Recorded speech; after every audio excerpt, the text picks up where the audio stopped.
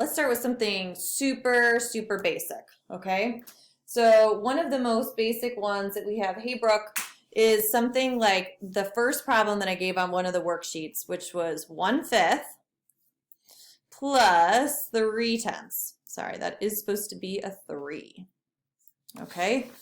So when we are adding and subtracting fractions, the biggest thing that we need to know, huge, huge, huge, is that we have to find a common denominator every time, even when we're adding and when we are subtracting. Common denominator. I can't talk and write at the same time. There we go. Okay. So what do we have for a common denominator here? Oh, I see Adler. What you got, Adler? What you got? 10 is our common denominator. Thumbs up if you agree. 10. 10 is good. 10 is good. Love it. Okay, so we have this way. I'm going to write it over here. I like to keep things vertically and then put it next to it, or you could do it horizontally and write it below. It's totally up to you. But this way, so I just kind of copy this one over, and I didn't change anything, so I'm just going to bring the 3 over as well. But since we agreed that this has to be a 10 down here, I have to ask myself the question, what did I do to 5 to get 10? I multiplied by 2, and if I multiply by 2 in the denominator, I have to do the same thing in the numerator. So 1 times 2 gives me 2. So great. Now that we have this common denominator, we add the numerators and we keep the denominator, okay? So let's take a moment to write that down. We add the numerators, or the tops. I see your hand. One moment. We add the numerators and we keep the denominator. All right, Daniela, what you got?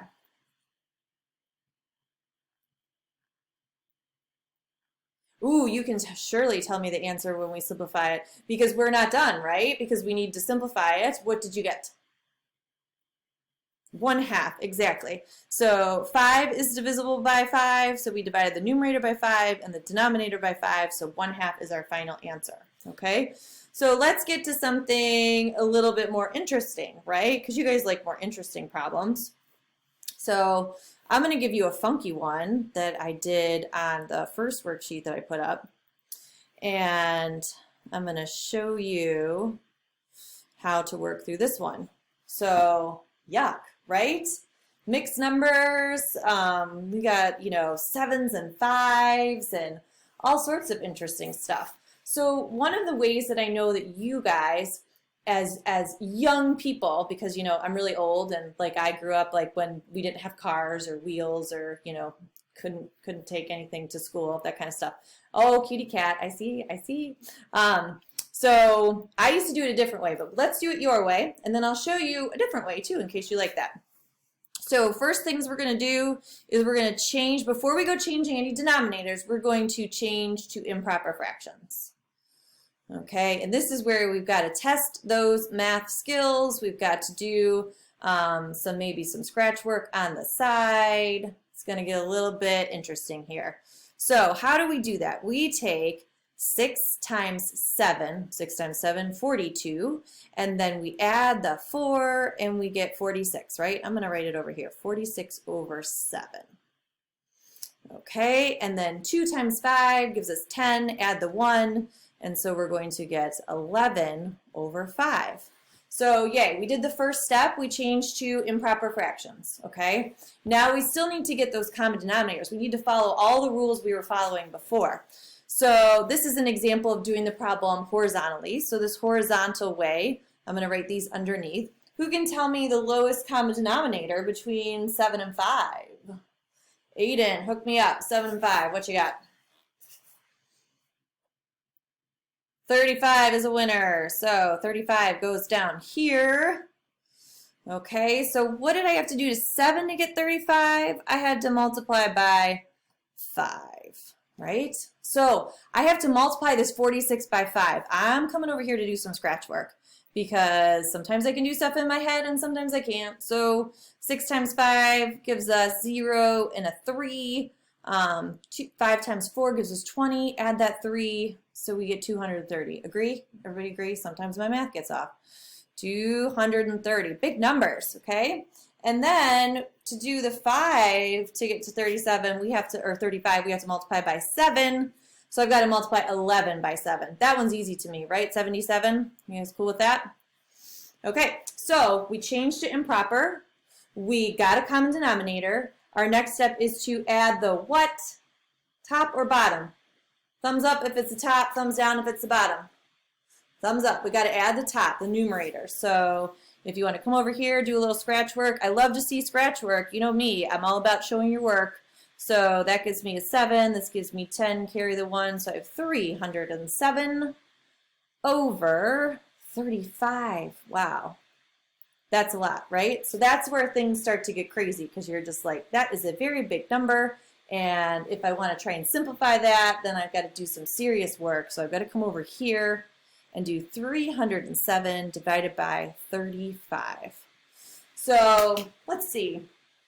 How many times do we think 35 can go into 3? I always check the first number.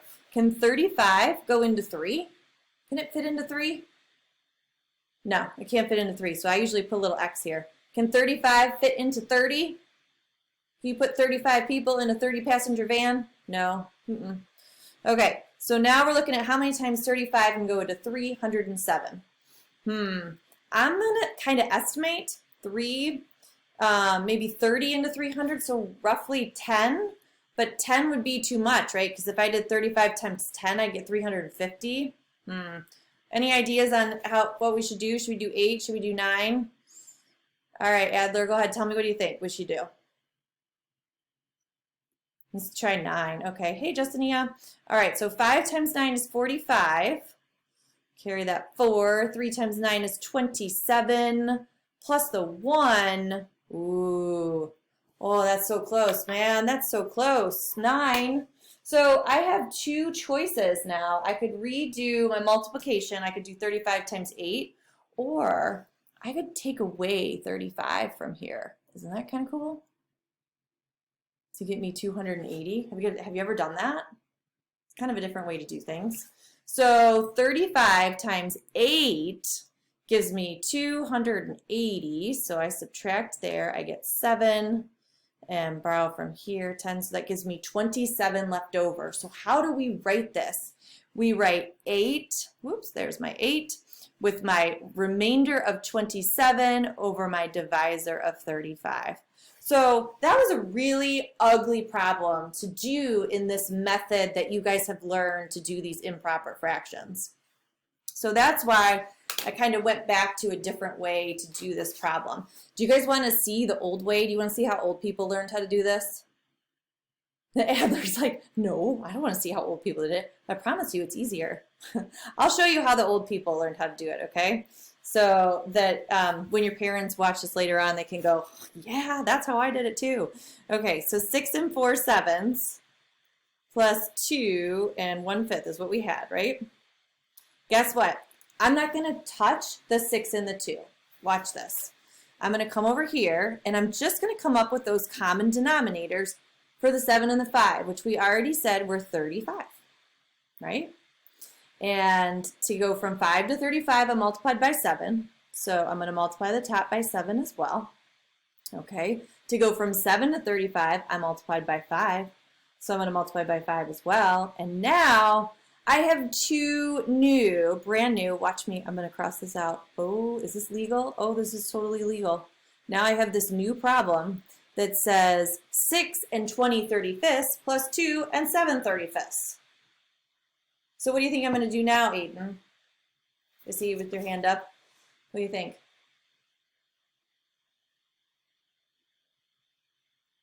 Yeah. Yeah. Okay, raise your hand if that was easier for this problem.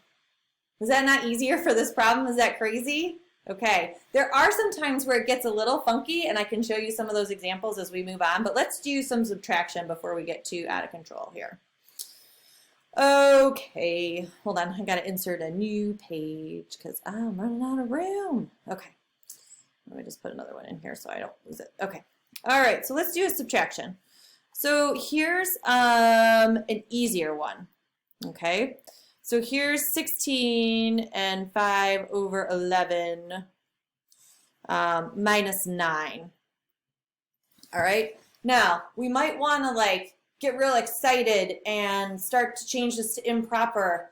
But guess what? Like, we really don't need to. Let's think about what's sitting next to the 9. The 9 has no fractional parts. It doesn't have any pieces. So would it be fair that I could write 0 over 11 because it has no pieces there? What do you think, Daniela?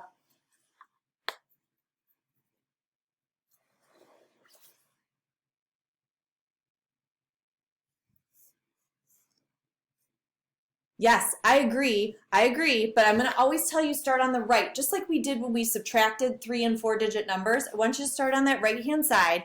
So 5 minus 0 gives us 5 over 11. So we're subtracting those numerators, keeping the denominator, and then 16 minus 9 is 7. So bam, that one's done. That's fantastic.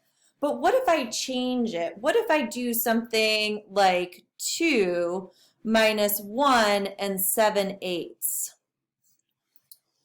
Okay, because this is what I saw a lot of people doing on their homework worksheets.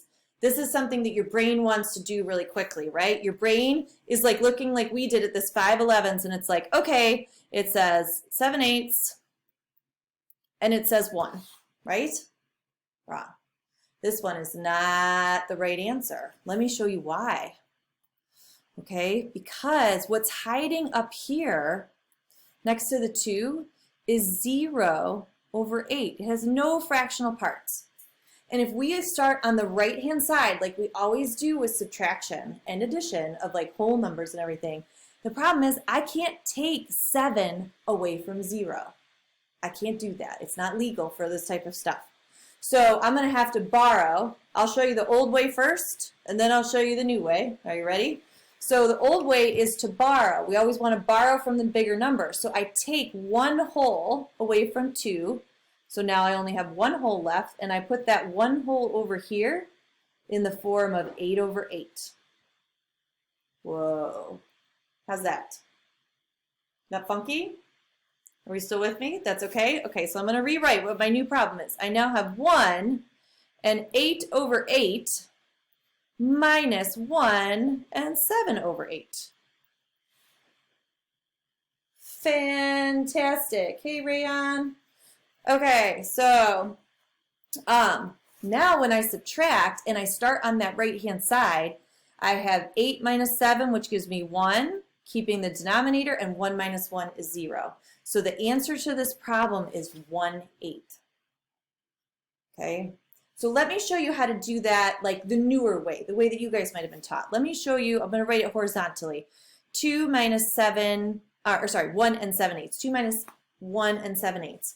So what we would do here is we would say, okay, let's put this 2 over a 1. All whole numbers can be written over 1. That's just a general rule. We can put them all over 1. So let me change this to improper. So that's 2 over 1 minus this one improper is going to be 8 times 1 gives us 8. Plus that 7 gives us 15, so I've got 15 over 8. Great, so I've got improper fractions, but when we add and subtract, we always have to have a common denominator. So I don't have a common denominator yet. So the common denominator between 1 and 8, oh, that's a nice one, that's easy, that's 8. So I can leave this one 15/8, but this one I had to multiply 1 by 8 to get 8, so I'm going to multiply 2 by 8 to get 16. And then when I subtract 16 minus 15, I get 1/8, which is the same answer that I got up there. Okay, so either way you want to do it, what we have to be careful about is when we take a whole number minus a mixed number, we have to account for the fact that there's something missing up top. We can't just bring that 7/8 with us. Can't do that. So let's try another one. Let me pull one from one of your worksheets. Do you want me to pause? Let me get any questions. Anybody have any questions real quick on anything we've done so far? Nope? Okay. Lila, looks like you were going to say something. You're good? Okay. Yep.